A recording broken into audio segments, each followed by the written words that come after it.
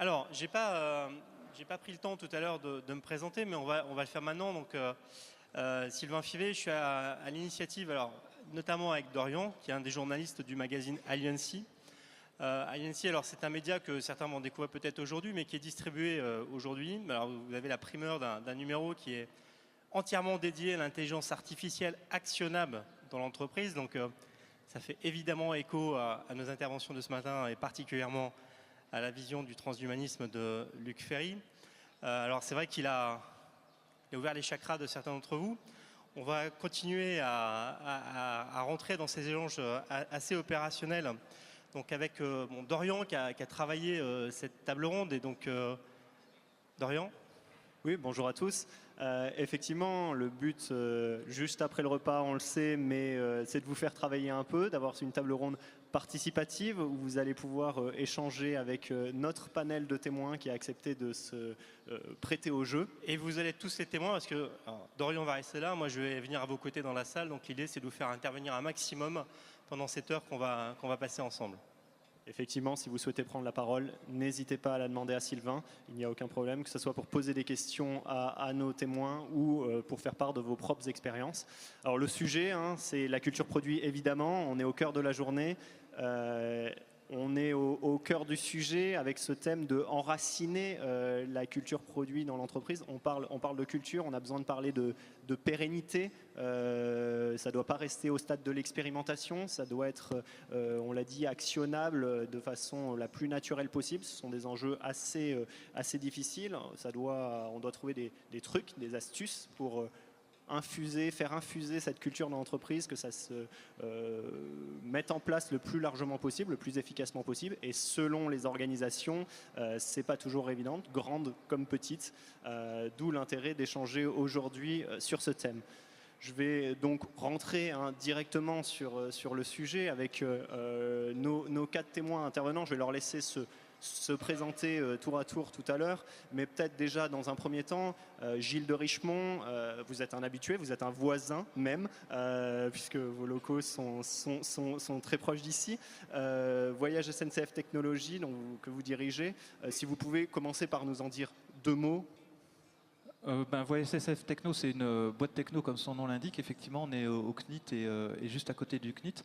On a 2 grands métiers, celui d'être la direction technique de voyagesncf.com, bien sûr, c'est le plus intuitif, mais aussi d'être une digital factory pour SNCF, c'est-à-dire de réaliser, on est une boîte de dev, réaliser des projets SI et digitaux pour SNCF, essentiellement sur Paris et Nantes.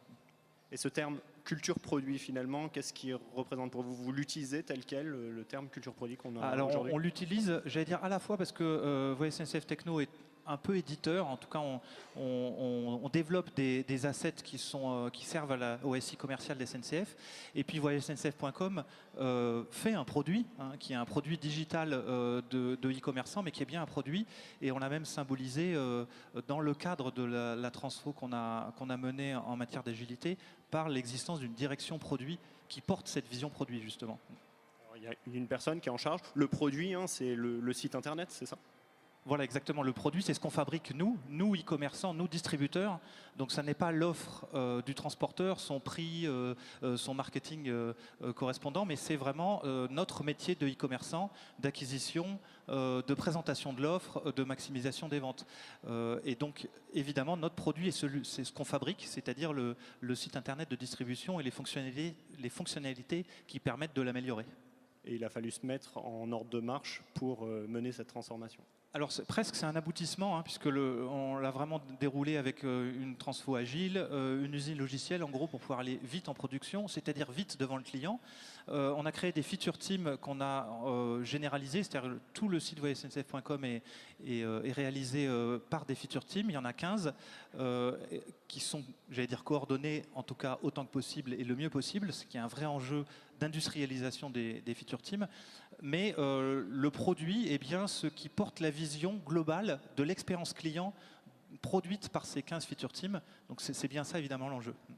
Joël Pégueret, chez vous, on ne parle pas spécialement de culture produit. En tout cas, votre périmètre de responsabilité chez Bouygues Immobilier, ce n'est pas celui de la culture produit. Si vous pouvez vous présenter.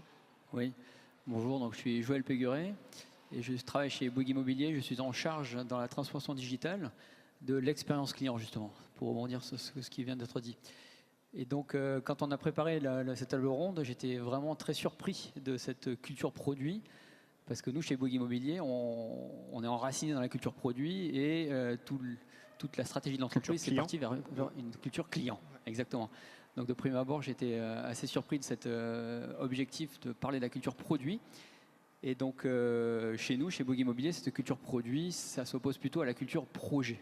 Ça tombe bien, c'est vraiment l'angle par lequel on le prend. Donc, l'élément saillant de cette culture produit, pour moi, chez Bouygues Immobilier, c'est, pour revenir sur les fondamentaux agiles, c'est favoriser la collaboration plutôt que la contractualisation. Pour un acteur de l'immobilier, ça veut dire beaucoup. Favoriser la collaboration, le partenariat sur la contractualisation. Alors, peut-être Sylvain, justement, parce qu'on a déjà sur la terminologie en fait entre culture client, culture produit, on est rentré bien en tête. Tout à fait. Alors, j'aimerais vous faire un peu réagir, et surtout pour ceux pour qui cette notion de culture produit, est-ce que vous l'utilisez chez vous? Est-ce que c'est quelque chose qui est ancré, cette notion de culture produit, qui œuvre, pour qui ça a du sens, ce mot culture produit dans son organisation à date? Personne? Oui, lève la main plus haut, Stéphane. Ce mot culture produit, levez la main plus haut, parce que je sais que 1, 2, 3, 4, 5, 10. D'accord. Donc peut-être culture client alors. Alors culture client, peut-être plus. Levez la main. D'accord. Bon, ça donne.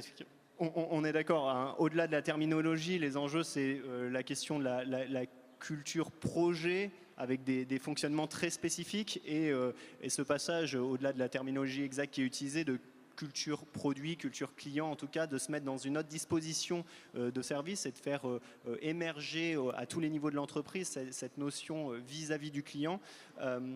Pierre Oulès, c'est un sujet que vous connaissez bien. Chez Renault, aujourd'hui, vous avez pris un poste récemment, l'an dernier, mais aussi par rapport à vos expériences passées, ce travail finalement d'acculturation des entreprises. Si vous pouvez dire 2 mots sur votre parcours.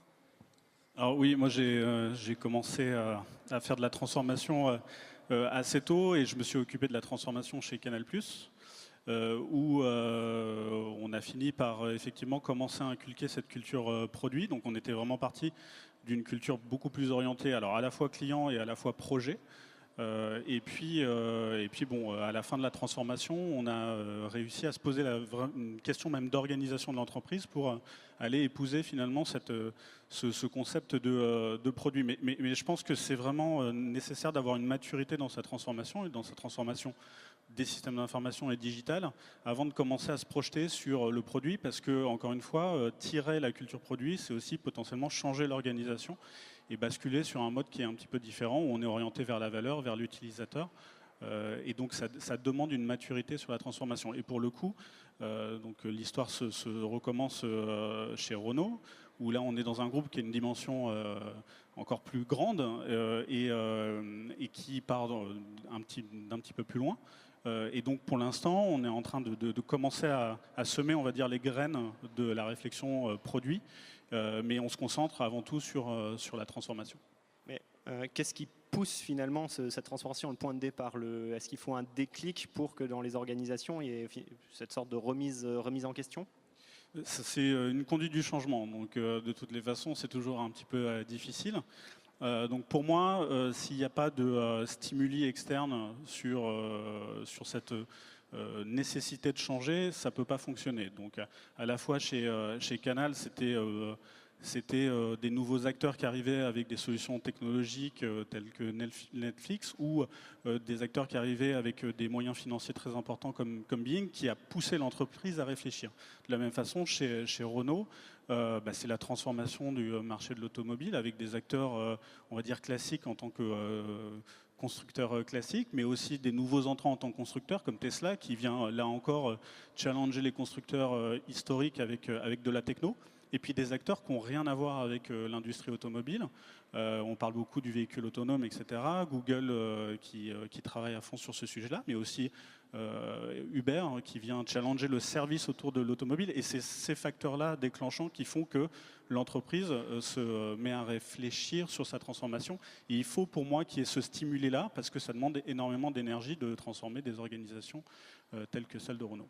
Le premier enjeu, du coup, c'est plus presque d'anticiper, hein, je reprends Romain Nicoli ce matin qui disait ça, d'anticiper ce stimuli ou ce changement de marché qui va se provoquer, parce que sinon il risque d'être un peu trop tard, non, après, pour mettre tout ça en route.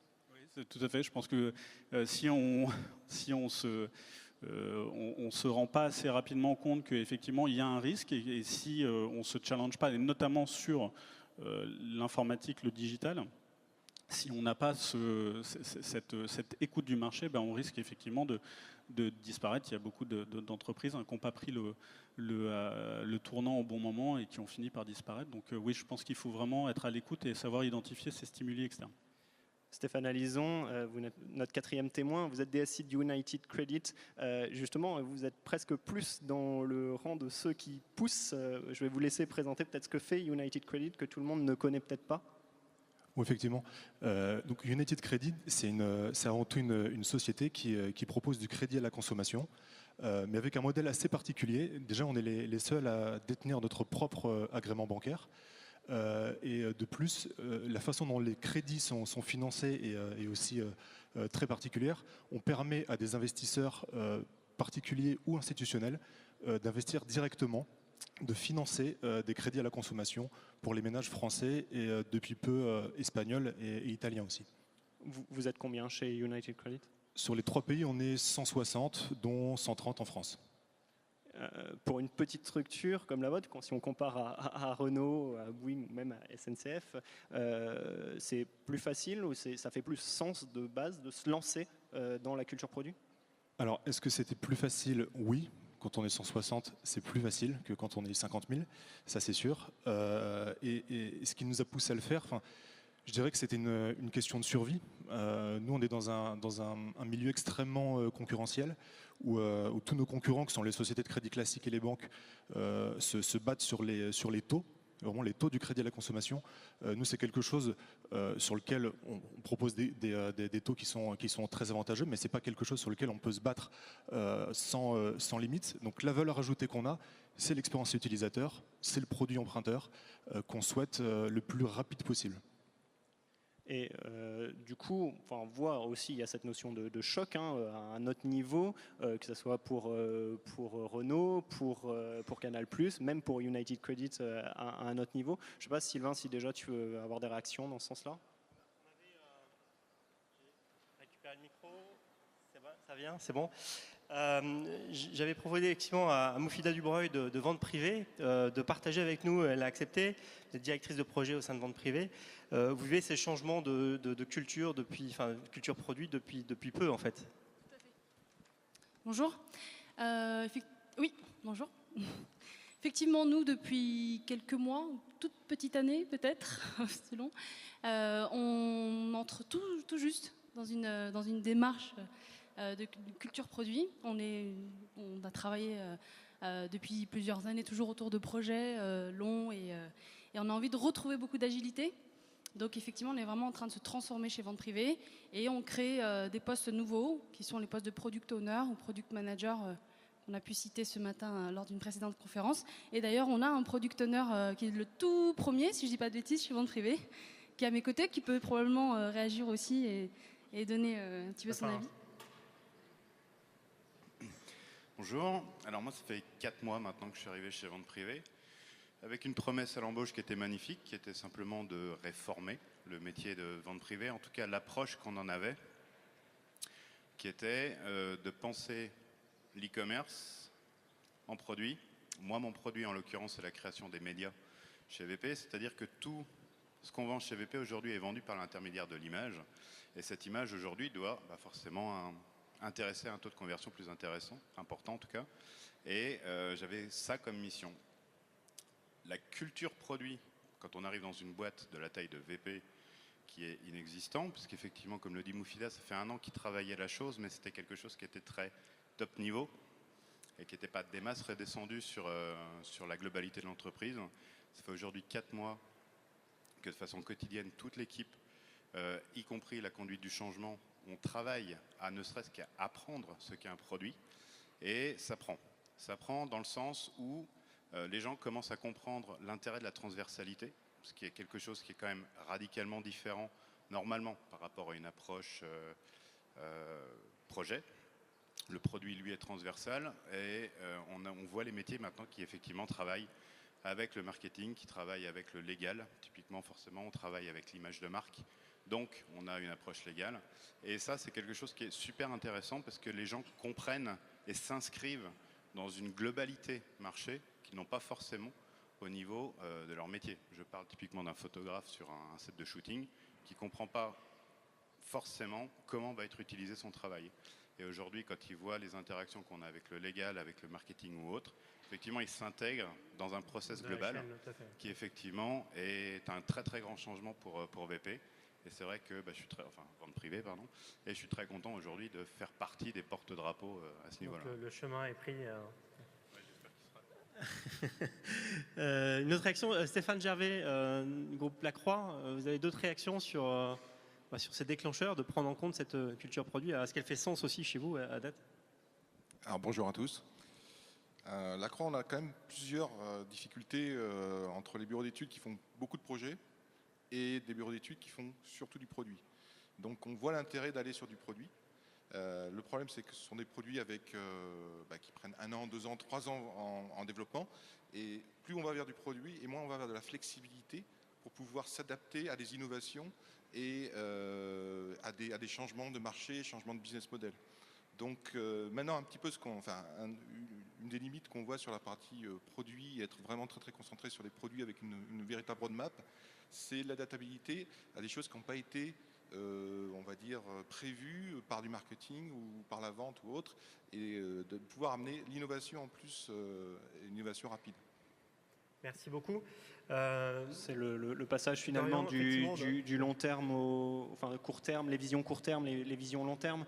Je ne sais pas si nos témoins veulent réagir. Comment on conjugue ça, Gilles? Oui, moi je veux bien, parce que cet enjeu de combiner le court terme, le moyen terme et le long terme, c'était aussi une des grandes motivations de créer une direction produit, c'est-à-dire rompre aussi, en tout cas pour ce qui nous concerne chez SNCF.com, une sorte de face-à-face entre la BU qui a comme sujet son PNL de l'année, faire des projets qui délivrent du business, et la techno qui adhère à ce projet évidemment, mais a aussi une vision de son SI à au moins 3 ans.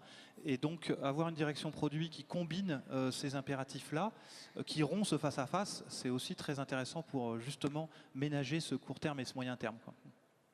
Joël, Pierre, si vous avez des réactions sur cet enjeu finalement entre des équipes produits qui font du produit, qui le font bien, et éventuellement les équipes projet ou ce qui reste, qui est le... Je pense que les deux concepts ne sont pas obligatoirement opposés. Nous, on voit donc chez Renault que il y a toute une partie en fait du périmètre qui est éligible à l'organisation produit. Et d'ailleurs, organisation produit, ça ne veut pas forcément dire qu'on ne peut pas pivoter, changer d'avis, etc. Au contraire, c'est bien le but, c'est de se dire l'équipe est responsable de son produit et a finalement son autonomie pour pouvoir pivoter si jamais ça ne fonctionne pas ou s'il y a encore une fois un élément extérieur. Et puis il y a des choses qui, pour le coup, ne rentrent absolument pas dans la culture produit ou dans le découpage produit. Nous, on a une boîte internationale, il y a 50 pays, il y a 120 000 personnes, et parfois il y a des projets de déploiement à l'international ou de normalisation qui doivent vraiment se traiter comme un projet transverse. Et donc, nous, on n'oppose pas forcément la vision produit et la vision projet. Elles peuvent coexister, hein, c'est ça. Joël, ça se retrouve aussi chez vous, ces notions-là? Ouais, je voulais rebondir sur le témoignage vente privée. Il y a un mot moi, qui me parle beaucoup, évidemment, et dans le cas de la culture produit, c'est la transversalité. Donc il y a une direction produit qui, quand le produit est suffisamment gros pour porter une direction produit, mais pour moi la vraie culture produit, c'est quand on arrive de manière transversale à l'entreprise à couper tous les silos, qui chaque silo produit sa céréale, et on veut produire du muesli pour le client, et c'est ça le produit. Et donc il faut arriver à avoir une activité transverse qui produit ce que le client attend. Chez Bouygues Immobilier, ça prend quelle forme ce muesli? Ce sont des bâtiments. Ce sont des bâtiments, mais au-delà du bâtiment, c'est dans l'expérience acquéreur, dans le neuf. Je ne sais pas pour ceux d'entre vous qui ont eu cette chance d'acheter chez Bouygues Immobilier, contrairement aux autres promoteurs. On ne va pas faire lever la main, parce qu'il y en aura trop. C'est l'expérience client. Et donc, par exemple, je cite un exemple. On s'est inspiré de ce qui est fait dans l'automobile pour offrir des expériences de configuration de son appartement à venir. Et pour arriver à faire ça, il faut mener un produit qui est transversal à l'entreprise. Un configurateur d'automobile, c'est incroyable. Donc on arrive à digitaliser à ce point un processus aussi transversal. C'est ce qu'on est en train de faire pour nous en ce qui nous concerne dans l'immobilier. S'il y a d'autres visions, vous voulez témoigner, n'hésitez pas, hein, je viens vers vous, je vous ramène le micro. D'autres prises de conscience à partager? Monsieur Houdini, vous vouliez, au sein de Pôle emploi, vous vouliez donner votre vision sur cette prise de conscience? Je vous prends un peu à dépourvu, mais j'essaie de lancer la salle. Bonjour, Jean-Pierre Audin, Pôle emploi. Effectivement, on est entré dans cette culture, dans cette transformation pour aller justement vers des produits. C'est pas quelque chose de simple parce qu'on n'est pas une petite société. On a aujourd'hui un patrimoine applicatif, donc passer d'un patrimoine applicatif sur lequel on effectue des projets avec une culture qui est quand même celle du service public, à passer à de l'agilité avec des produits, donc des promesses. C'est-à-dire qu'aujourd'hui, on a redéfini tout notre système d'information comme autant de promesses à valeur ajoutée et que justement, on veut pouvoir suivre à travers les produits de manière à effectivement mettre l'énergie et nos moyens là où effectivement il y a le plus d'apport et savoir si la valeur à l'arrivée est celle que l'on espérait au départ. Donc c'est une transformation, on est parti pour plus de 2 ou 3 ans au regard de notre taille. Merci. Alors d'autres réactions, vous vouliez compléter? Pardon. Bonjour, juste effectivement pour rebondir sur ce que disiez Monsieur Oulès, c'est clairement pas incompatible le projet et le produit. Au contraire, je dirais même que c'est clairement complémentaire. Il y a certains cadres où un budget est indémontable, on ne pourra jamais aller au-delà. On est obligé de le gérer en projet puisqu'on a un cadre fixe. Le produit en tant que tel nous donne cette élasticité qu'on peut avoir sur une gestion peut-être plus large, plus globale, mais l'un va pas sans l'autre. Nous, effectivement, on a des sujets très larges qui impliquent beaucoup de produits et qui, du coup, ça fait sens d'avoir un chef de projet qui tient l'interaction des différents produits. Alors, c'est très compliqué à administrer en tant que tel, puisque finalement, ça devient des matrices à plusieurs dimensions, d'un point de vue organisationnel, mais on a des gens qui sont en charge d'un sujet, là où des personnes vont être en charge de réaliser des produits. Et ça, effectivement, c'est une complémentarité qu'il ne faut pas exclure.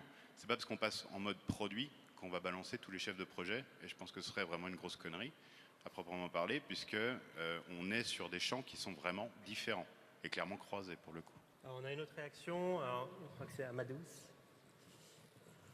Je vous laisse vous présenter, n'hésitez pas à vous lever. Oui, bonjour, Laetitia Duenzel de Amadeus. C'était juste pour partager notre expérience.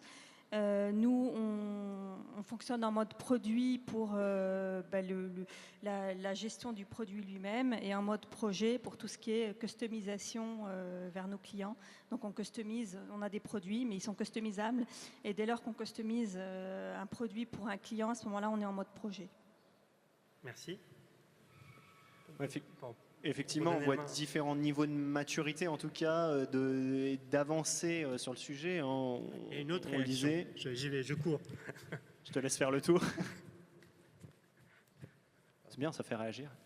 Bonjour, Delphine Marchal, je travaille chez SFR. Moi, c'était plus une question d'un retour d'expérience sur, finalement, une fois qu'on est passé en culture produit, comment on priorise, comment on sait...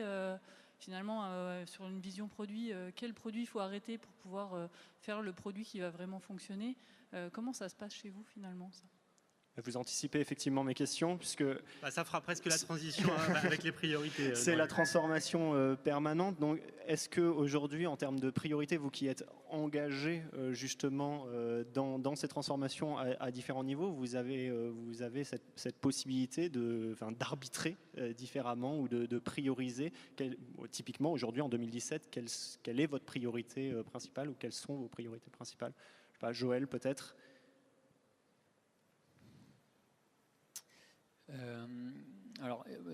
Moi, il y a plusieurs points, mais pour être concis, chez Bouygues Immobilier, pour accélérer cette transformation, il y a un changement d'organisation majeur qui a été choisi, qui est de refondre la direction des ressources humaines et la direction informatique dans la même direction, faire une direction unique, qui est la direction de la transformation digitale. Et c'est ce qui permet d'allier le changement des compétences et dont on a besoin pour pouvoir mener des transformations en mode culture produit versus culture projet. Donc je choisirais cet exemple-là pour dire dans le court terme quelles sont les actions, témoigner les actions qu'on fait. Stéphane, je vous vois hocher de la tête. Il y a pareil, c'est des priorités ou des enjeux que vous avez aujourd'hui de fusion, de rapprochement. Ça fait partie de votre priorité 2017, le chantier? Alors, notre priorité 2017 en termes business est toujours axée sur la rapidité du produit et être capable en temps réel et en ligne de donner une réponse définitive de crédit. Et en termes d'organisation, l'impact pour cela, nous, on s'est déjà assez profondément réorganisé en septembre 2016. Et maintenant, on est plutôt en mode amélioration continue. Et c'est surtout ça qu'il faut ancrer dans l'entreprise. Alors par rapport à la question qui était posée finalement, si j'ai bien compris, sur la capacité à prioriser finalement au milieu des produits, au milieu de tous les choix qui se présentent à nous, plus la taille de l'entreprise augmente, plus le choix est fort. Comment ça se joue? Alors en fait, donc déjà on a donné un maximum d'autonomie aux différentes équipes. Elles se fixent elles-mêmes des objectifs et on est capable de les mesurer. Au niveau du COMEX, sur une base mensuelle, toutes les équipes présentent leurs résultats en termes de rentabilité pour l'entreprise. Donc c'est des équipes mixtes avec des gens du métier et de l'IT. Et en fonction des résultats qui sont obtenus, on arrive à détecter les potentiels de croissance et de faire des arbitrages pour mettre plus ou moins d'efforts sur telle ou telle partie du produit global, sur tel ou tel sous-produit. Donc c'est sur des éléments purement financiers qu'on fait nos arbitrages principalement. Pierre, sur ce point? Alors, c'est peut-être le sujet le plus compliqué finalement parce que je pense qu'il arrive un peu en fin de transformation. C'est une fois qu'on a réussi à potentiellement changer l'organisation pour avoir une vision produit qui se ressent vraiment dans l'ensemble de l'organisation, même côté business, pas que seulement côté technique. Il y a un autre challenge, et notamment sur les grosses boîtes, c'est qu'il faut arriver à convaincre les directeurs financiers qu'il faut faire confiance à l'équipe produit. Et cette équipe produit, on va lui allouer un budget sans trop savoir au départ ce qu'elle va faire, parce que c'est ça l'itération, c'est ça l'agile, la capacité à piloter par la valeur. Et donc on va attribuer un budget et on va juste mesurer à chaque étape de la construction du produit qu'on est en train de créer de la valeur. Et si on n'en crée plus, à ce moment-là, on en tire les conclusions. Mais vraiment l'étape de dire finalement je fais confiance à une équipe produit, je lui alloue un budget potentiellement annuel et puis je mets en place des indicateurs juste pour savoir si on reste dans les clous et qu'on crée de la valeur, ça c'est le plus compliqué. Et c'est sur des entreprises qui sont des entreprises historiques qui n'ont pas du tout cette approche-là, qui sont plutôt vraiment ancrées dans un esprit de projet avec retour sur investissement défini à l'avance. Ça c'est une conduite du changement en tant que telle. Et ça demande une certaine maturité au plus haut niveau de l'entreprise parce que là on discute avec les DAF de ce genre de société. Entre Canal+ et Renault, du coup, à ce niveau-là, il y a eu une différence. Vous avez vu les choses évoluer ou... Alors, chez Canal, au moment où moi j'ai quitté, on était en train justement de discuter de cette transformation d'entreprise vraiment au plus haut niveau de l'entreprise pour mettre en place ça. Alors, on s'en rapprochait quand même plutôt pas mal. On avait déjà une notion de budget annuel qui était alloué aux équipes. Pour le coup, chez Renault, on n'en est vraiment qu'au début. Et c'est des sujets qui sont, même si on en est en début de la transformation, c'est des sujets très concrets, c'est-à-dire que quand une équipe produit veut se mettre en marche, et puis commencer finalement à réaliser, à sourcer des développeurs, et ben on tombe très vite sur ces problématiques administratives d'allocation de budget. Et encore une fois, c'est compliqué d'aller vendre à une entreprise qui a l'habitude de travailler comme ça que on fait un espèce de chèque en blanc au départ et que potentiellement il va nous falloir quelques sprints de rodage pour vérifier que ça fonctionne bien. On a une réaction, je crois, ou une question. J'ai une réaction, madame. Oui, bonjour. Cyril Odeline de BNP Paribas. Ma voix est vraiment bizarre.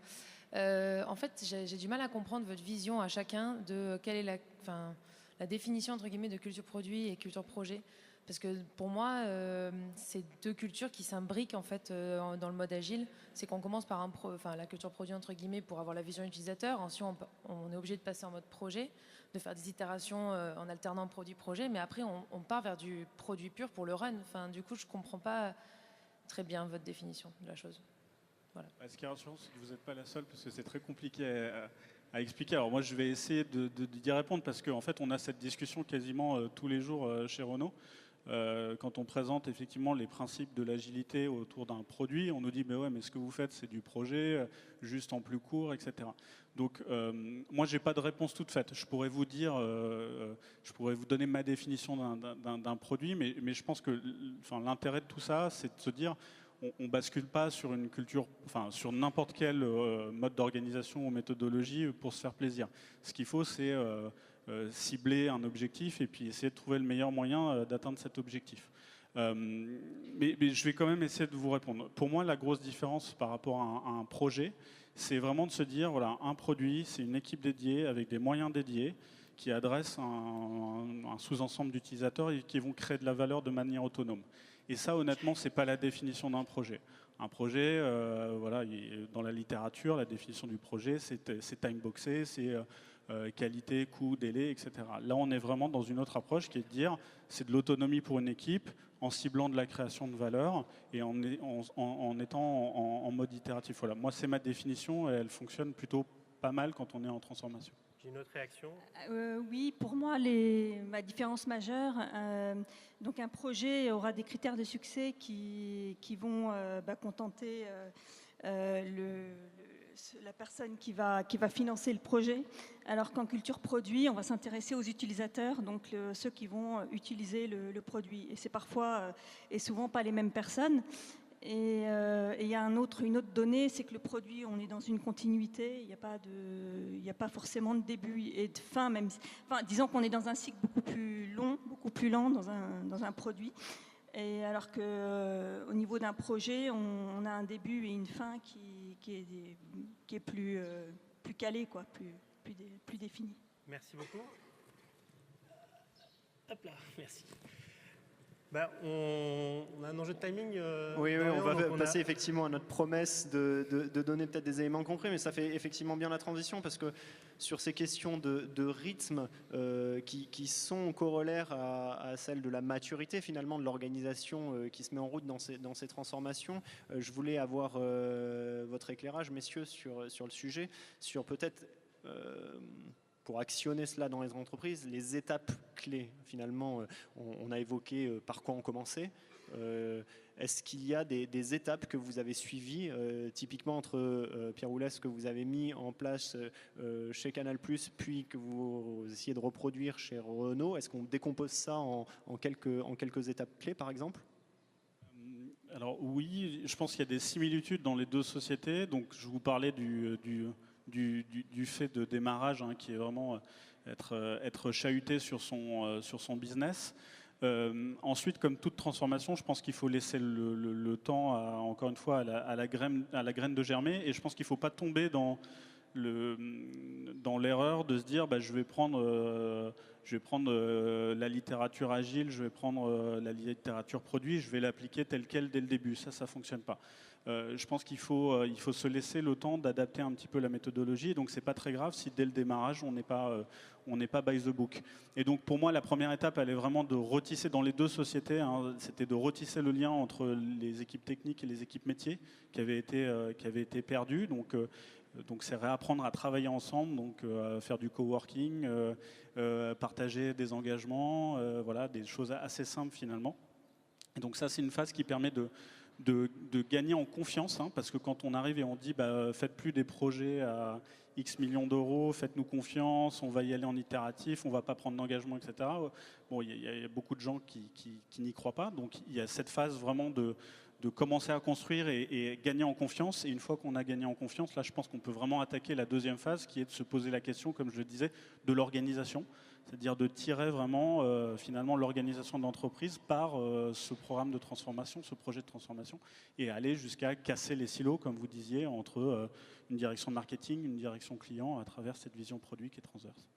Stéphane, cette notion de rythme, je crois qu'elle est chère à votre cœur aussi, sur finalement pas confondre vitesse et précipitation. Dans votre expérience, comment ça s'est passé chez United?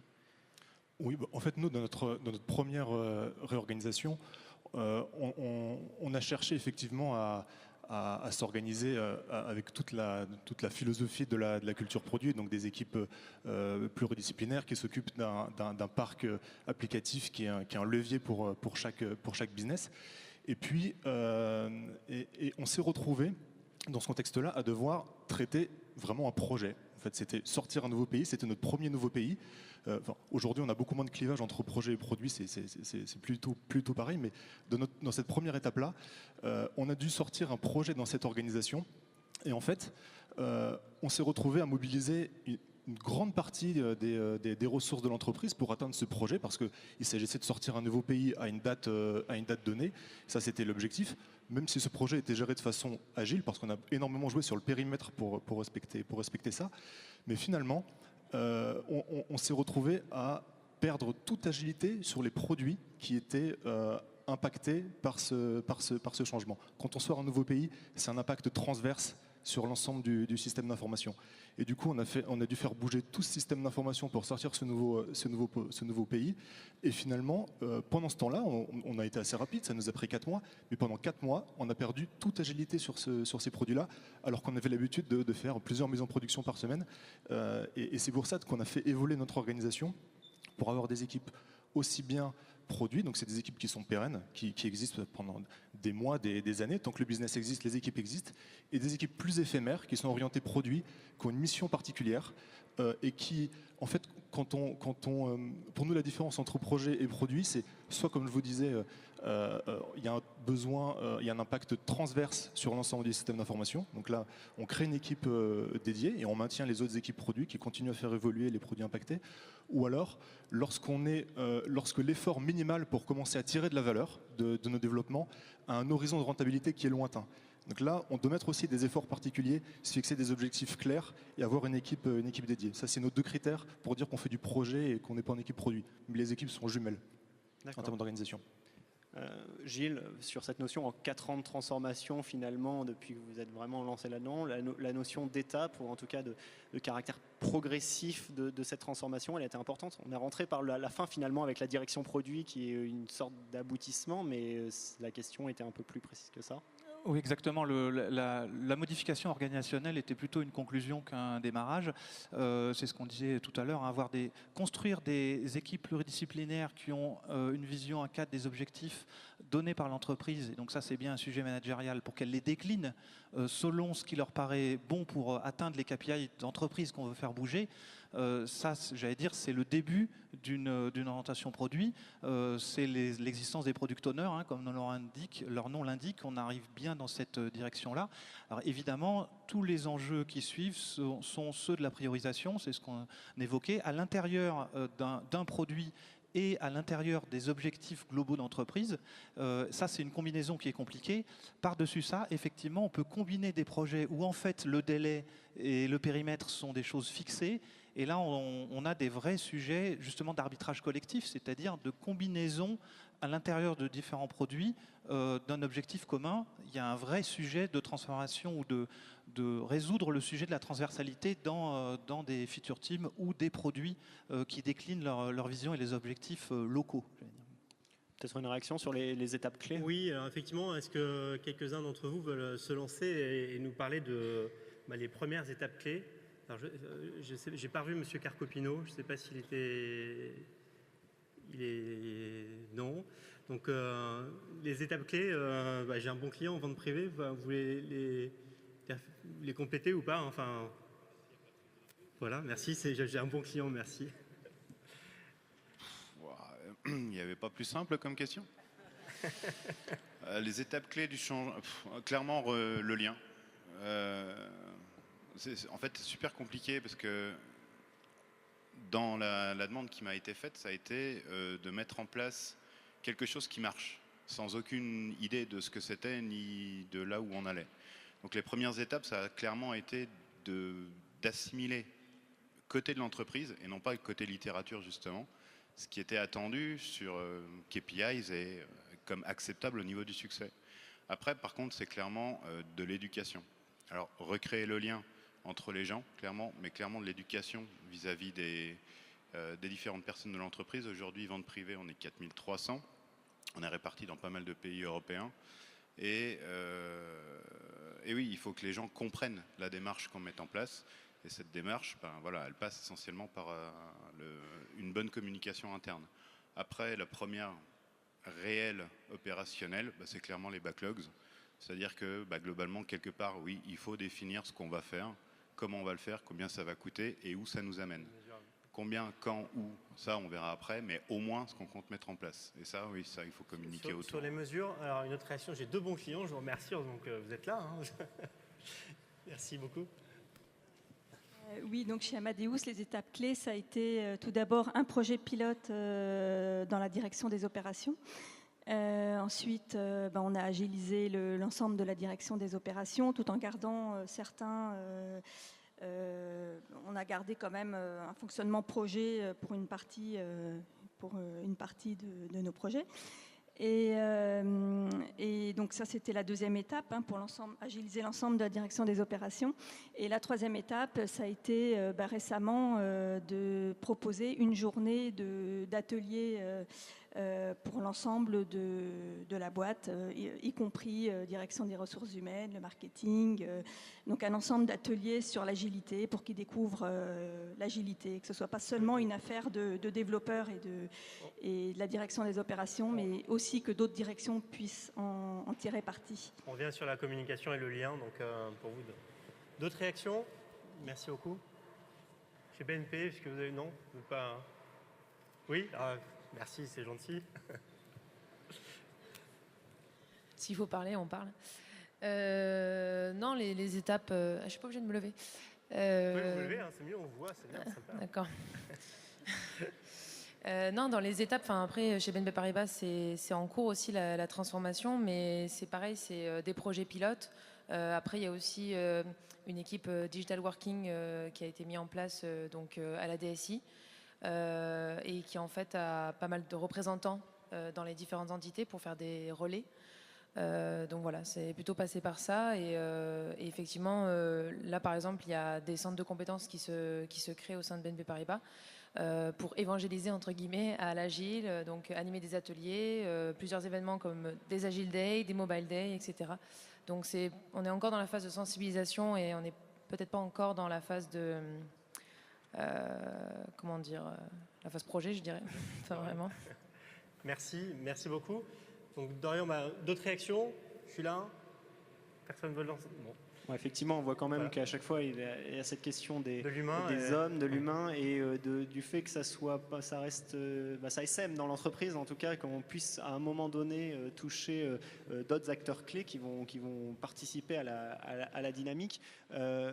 Gilles, vous avez la chance. J'ai une réaction quand même, je cours.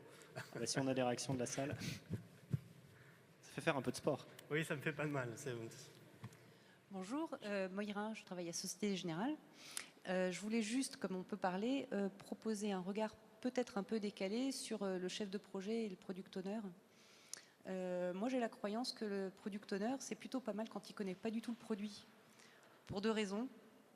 La première, c'est, je reprends l'image des céréales de tout à l'heure, nos métiers, j'ai l'impression qu'on fait un peu comme s'ils étaient toujours tous d'accord sur un service client. Et en fait, ils sont hyper silotés, c'est sûr. Et donc, du coup, quand le product owner il est implanté dans un des silos métiers, vu de l'IT, en fait, il est vu par les autres comme étant jugé parti. Et donc, ça rend plus difficile le fait d'obtenir un alignement. Donc, avoir un chef de projet qui soit potentiellement à l'IT, qui n'y connaisse rien au produit, ça l'oblige, et c'est le deuxième point que je trouvais dans le point de vue décalé que je propose, le fait qu'il soit à l'IT, ça va l'obliger à se rapprocher de ses end-users, d'une part, et à obtenir l'alignement qui est nécessaire des métiers de l'IT. Et donc pour ces deux raisons-là, voilà, j'avais envie de proposer ce regard un peu décalé.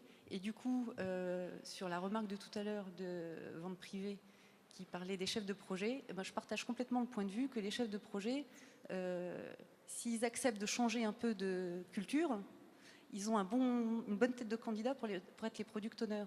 Ils sont facilitateurs et assertifs, et en plus, en général, ils parlent la langue du métier. Voilà. Merci beaucoup. Un partage. Merci, c'est parfait, super, c'est encore très une fois. gentil. D'autres acteurs de la banque qui veulent témoigner? C'est lancé là. Donc... Ah ben voilà.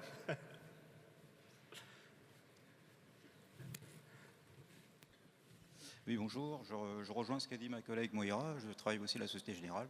Alors, ça passe par la mise en place d'un centre agile.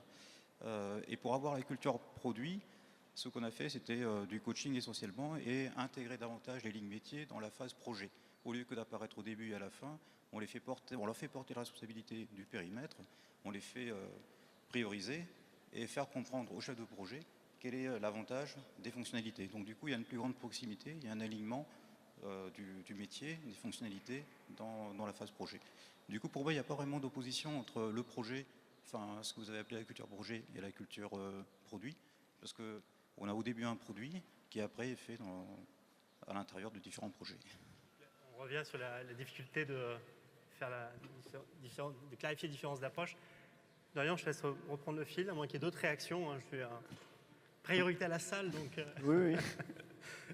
Merci. Moi, je veux bien prendre la parole en tant que DRH pour déplorer que les DRH soient peu impliqués. Voilà, moi, je veux bien montrer si vous voulez merci, comment je suis habillée aujourd'hui. Vous êtes magnifique. Donc moi, je déplore un peu l'absence, le manque d'implication des DRH dans ce type de transformation. Pour moi, c'est rien moins qu'un changement de paradigme la plupart du temps. Ça veut dire de vision du monde. Et un DRH, il devrait être non pas suiveur et supporteur, coup de main, etc., mais éventuellement au risque de vous choquer. Moi, je ne laisserai pas tout ça entre les mains uniquement des DSI. Il devrait être leader. Il peut apporter de la transversalité, il peut aider à la formation, à la com. Je crois qu'il faut être dans le coup, il faut se former, il faut s'y mettre, il faut digitaliser chez nous, agiler chez nous. Et puis après, on fait des petits. Et voilà. Et moi, j'aimerais bien savoir ce que d'autres DRH en pensent. On a un super rôle à jouer. Si on veut aider le business, si on veut aider les opérations, il faut être présent et même très en avant. On a vu une organisation qui a fusionné avec la DRH côté Bouygues Immobilier. Donc c'est effectivement un mouvement. D'autres réactions sur cette thématique des DRH? Ben voilà, on est parti, c'est bon. Attention, quand on me donne la parole, c'est terrible. En fait, j'ai envie de rebondir sur ce que tu viens de dire. Ce matin, j'entendais qu'il y avait des médias qui étaient là. Et moi, je trouve que les grands absents, plus encore que les RH, c'est l'enseignement. Parce qu'en fait, on réalise que le marché, il doit radicalement changer. Les méthodes de gestion de projet, c'est quand même significativement différent. Le changement de paradigme, il est assez profond. Et j'ai envie de vous poser la question, à la fois SOAT ou vous sur scène, est-ce que vous intervenez dans les écoles pour changer nos élites, leur insuffler un peu de transversalité, un petit peu de gestion de projet qui soit plus à l'ancienne, parce que c'est quand même les générations futures. On a eu Luc Ferry tout à l'heure, il était frais, enfin vraiment moi j'adore, mais tout seul il ne peut pas y arriver. Donc voilà, je me demandais si dans la salle il y avait soit de l'éducation nationale ou l'éducation sous une forme ou sous une autre, qui s'investit sur nos générations futures. Voilà. Merci. Des réactions, n'hésitez pas. Dorian, si justement, nos témoins, est-ce qu'ils interviennent? Vous intervenez sur des sujets de formation? Nous, on n'intervient pas forcément en tant qu'acteur de l'éducation, hein, bien évidemment. En revanche, il y a le système de l'alternance auquel je pense que tout le monde fait appel. Et moi, ce que j'observe, c'est que en tout cas chez Bouygues Immobilier, on a des super postes, on va dire, pour des alternants. Et ils ont la chance, je trouve, cette génération, d'être aux manettes de projets digitaux, finalement, enfin aux manettes, grâce à l'agilité partie prenante. Ouais, partie prenante, c'est un peu ça. Pour moi aussi, la différence entre la culture projet, culture produit, c'est au niveau de cette culture de la co-construction. Et donc chacun, même s'il est tout jeune et qui sort de l'école, eh bien, il apporte au projet. Donc voilà, pour la formation, moi je pense que l'alternance, c'est un super moyen. On a une dernière réaction, puis je vais te laisser reprendre le fil, parce qu'effectivement, le temps... Olivier Ledreux d'Informatique CDC, donc pour répondre directement à la question, moi je suis coach agile et depuis 3 ans, j'ai des alternants avec moi que je forme et qui deviennent Scrum Master. Et la semaine dernière, j'étais à une conférence organisée par une école, l'ESGI, qui a un cursus management des systèmes d'information. Et il y avait une journée complète sur le management agile. Et chez qui Sorette intervient, me fait-on dire, ou en tout cas je relaye. Très bien. Donc c'est un début. Dorian, je te laisse reprendre le fil parce que combien de temps nous reste? Voilà, il nous reste 14 minutes. Très bien. 12 minutes. Non, mais peut-être rapidement, on a beaucoup parlé justement de ces personnes qui peuvent être moteurs ou en tout cas s'engager pour aider cette transformation. Alors voilà, chez Voyage SNCF, vous avez une direction produit, un directeur produit. Quelle qualité on recherche finalement chez les personnes qui vont s'investir dans ce mouvement, dans ces transformations? Est-ce qu'il y a des points qui ressortent? Enfin, je vous pose la question. Je ne sais pas si on cherche des personnes en particulier ou des qualités, j'allais dire, à l'extérieur qu'on n'aurait pas déjà à l'intérieur. Moi, je pense que le point clé, j'allais dire, de bout en bout de l'affaire, c'est quand même une question managériale, c'est-à-dire une question de confiance. Pour reprendre l'exemple que tu donnais, c'est la confiance du DAF qui signe le chèque, c'est la confiance du management de l'entreprise qui donne des objectifs, une vision, un cadre et qui laisse l'équipe travailler. Donc le point clé pour moi du début de cette transformation et de tout son déroulé, c'est bien cette confiance qu'il faut donner, qu'il faut pas, c'est pas à l'équipe de la gagner, hein, c'est qu'il faut la donner au début. Il faut qu'elle se montre à la hauteur de cette confiance, mais c'est ça le point clé. Et ça, tous les acteurs de l'entreprise sont impliqués là-dedans, je suis tout à fait d'accord, en particulier les RH. Et ça n'est pas quelque chose qu'on peut acquérir dehors, hein, c'est bien la transformation de l'entreprise et de ses people. Moi, je pense que nos collaborateurs, ils ne demandent que ça. Hein. C'est pas qu'ils y tiennent, hein, de remplir des feuilles de temps, de faire des slides pour raconter aux copiles, au chef du chef, où est-ce qu'en est le projet. Eux, ils le savent très bien. Et d'ailleurs, ils ont un management visuel, s'ils font de l'agile, qui le raconte très bien. Et donc, le mieux, c'est que le manager vienne voir ce management visuel plutôt que d'inviter tout le monde dans son bureau pour qu'on lui raconte, en ayant lui-même généré, du coup, de la production de slides. Donc, pour moi, la question de cette transformation, elle est uniquement managériale et elle est plutôt vers le haut que vers le bas. Quand on a fait la transformation de Voyage SNCF, c'est pas les devs qui résistaient au changement, si je puis dire. Hein. Donc il y a toujours une injonction un peu bizarre où on a envie d'envoyer des coachs dans les équipes. Ils en ont besoin pour appréhender ces méthodes-là. Mais le point clé, hein, c'est bien une ligne managériale qui fait confiance. Et est-ce qu'on peut identifier des champions finalement au sein du management pour porter ces changements? Mais comme toujours, on trouvera toujours des promoteurs. Et il faut effectivement en trouver au sommet de l'entreprise. S'il y a plutôt des gens qui se retournent vers leurs équipes en disant allez-y, changez, allez plus vite, faites les choses mieux plus vite, ça ne peut pas marcher. Donc l'exemple vient d'en haut. Donc forcément, il faut qu'il y ait quelques promoteurs sur la totalité de cette ligne managériale. Le mieux, c'est que le top management s'implique là-dedans directement. S'impliquer, ça ne veut pas dire trouver des consultants, ça veut dire montrer l'exemple soi-même perso, quoi. Stéphane, sur une structure plus petite, cette question des qualités ou de la gestion de la confiance, comment on identifie ces champions, vos champions, comment vous les avez identifiés sur ces sujets?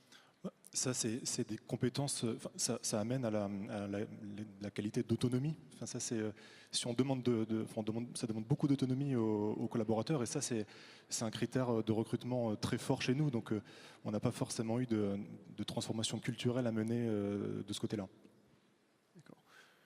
Pierre, si vous voulez réagir sur peut-être les qualités que vous recherchez, ou en tout cas avec les gens qui permettent de faire avancer cette acculturation, quelles sont leurs qualités, un portrait robot?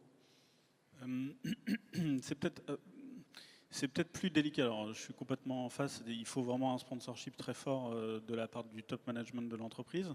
Et peut-être que c'est sur les premières étapes que c'est le plus délicat, parce que finalement, c'est là où on doit faire nos preuves. On doit vraiment prouver que ça marche. Autant après, et justement, l'itératif nous permet Ça, c'est une chance de tirer des conclusions de quelque chose qui n'a pas fonctionné. Mais au départ, pour le coup, quand on est en transformation et qu'on doit faire nos preuves, hein, quand on explique aux gens qu'il faut changer fondamentalement, c'est peut-être là où il ne faut pas qu'on se plante, pour le coup. Et donc, c'est là où il faut avoir quand même des réponses assez précises. Donc, c'est peut-être un peu paradoxal par rapport à ce que je vous ai dit tout à l'heure. Je pense que c'est à chaque entreprise de trouver un petit peu sa culture à sa sauce. Par contre, il y a un moment où il faut mettre sur la table des outils concrets. Il faut avoir des réponses hyper précises. Et ça passe par des gens qui l'ont soit déjà fait, soit par des choix de partenaires qui savent accompagner l'entreprise dans ces moments-là. Et encore une fois, avec une ouverture d'esprit, pas en disant, bah voilà, c'est by the book, c'est comme ça que tu vas faire, mais vraiment en disant, ok, par rapport à votre contexte, finalement, il faudrait peut-être utiliser tel ou tel outil.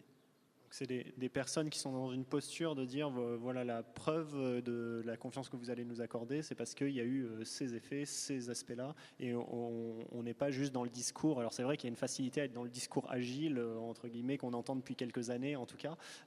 Aujourd'hui, il faut démontrer, l'enjeu il est là. C'est fondamental, sinon ça tue la conduite du changement. Enfin, ça tue en tout cas le démarrage du changement, ça c'est sûr. Alors, une question qu'on peut poser à la salle, mais il vaut mieux bien choisir son premier sujet, d'après ce que je comprends quand même comme message. On a besoin de quick victory pour ancrer le principe dans l'esprit collectif. N'hésitez pas à vous lever, à vous présenter. Bonjour, Bertrand Doriot de la société Vente Privée. Moi j'ai un point de vue qui est très IT et du coup on n'en a pas parlé aujourd'hui. En termes d'effectifs, parce qu'on parle de transformation, d'abandonner la vision projet vers une vision produit. Chez Vente Privée aujourd'hui, ça se traduit par doubler, voire tripler les effectifs côté IT. Et c'est la grosse difficulté qu'on a aujourd'hui, nous, dans cette transformation-là. Heureusement, donc, on a le service ressources humaines qui s'est réorganisé. On a une dizaine de personnes qui nous assistent dans le recrutement, là où une équipe de transformation s'occupe de la conduite du changement pour obtenir l'adhésion des directions métiers. Voilà. Donc je pensais que c'était important de partager ça avec vous, l'augmentation des effectifs. Un enjeu de recrutement fort sur, je sais pas Joël, si justement sur les enjeux de recrutement et le rapprochement, les gains qu'on a pu attendre du rapprochement des SIRH. Il y a un bras qui se lève ou c'était... Il faut faire attention. Et juste de manière concise, on parle de culture projet, culture produit. Il y a quelque chose, il y a un préalable à tout ça, c'est la culture d'entreprise. Alors évidemment, c'est un peu enfoncer une porte ouverte, mais je pense que c'est hyper important qu'il y ait une culture d'entreprise très forte, très affirmée. C'est ce qui permet à chaque partie prenante d'un projet ou d'un produit d'avoir quelque chose qui est au-dessus le silo dans lequel il travaille. Et ce qui fait qu'il y a un objectif commun. Et donc, pour revenir sur la question, je pense qu'un des critères parmi d'autres, mais c'est de recruter des personnes qui sont compatibles avec les valeurs de l'entreprise. Je vais peut-être, c'est nos dernières minutes d'échange, donc je vais peut-être vous poser la même question à chacun finalement, puisqu'on a fait la promesse d'essayer d'avoir des éléments activables, ou en tout cas des choses très concrètes.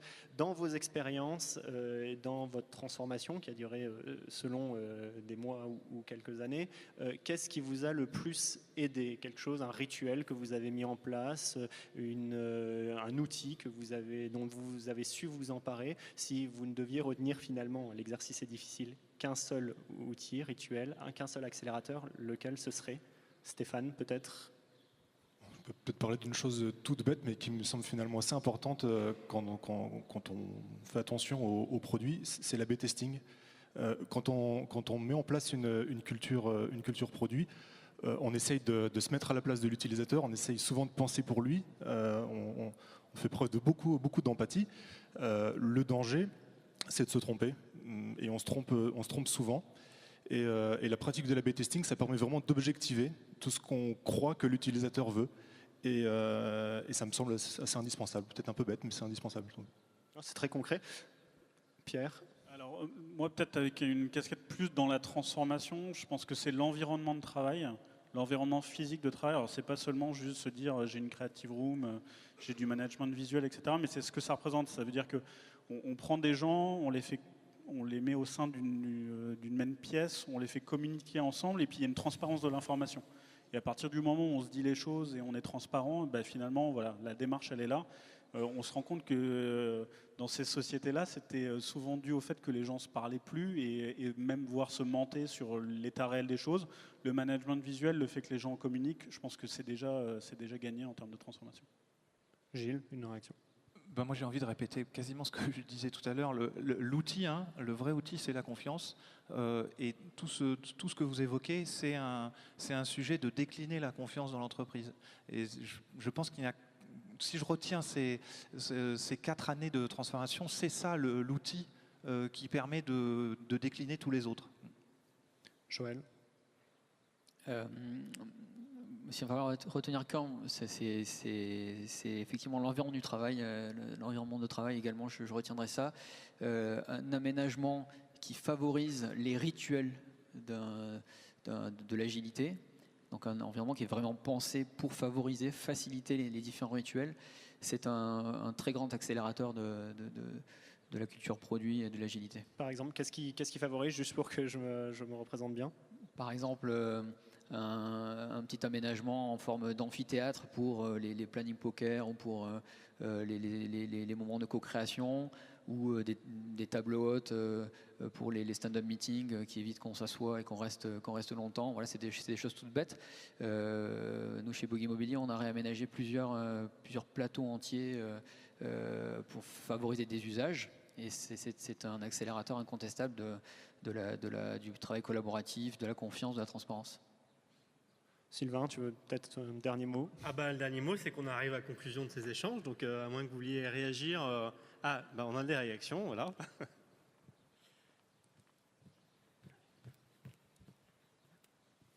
Désolée si je vous casse le timing. Non, moi, ma question, c'était plutôt l'étape d'après. Maintenant que vous avez bien été dans la culture produit, est-ce que vous avez une étape encore après pour aller plus loin?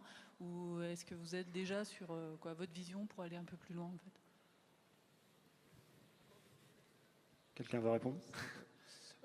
Moi, je pense que je le relie aussi aux besoins business. Si on fait toutes ces transformations, c'est pas juste parce que ça nous amuse, c'est parce qu'on est poussé par la réalité du marché et par le business.